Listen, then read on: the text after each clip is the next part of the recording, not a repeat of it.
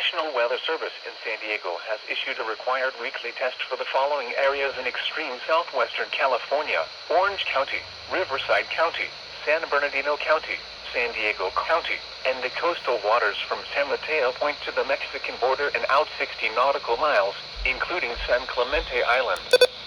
A test signal was broadcast to test the public warning system. The test is normally conducted between 10 a.m. and noon each Wednesday, weather permitting.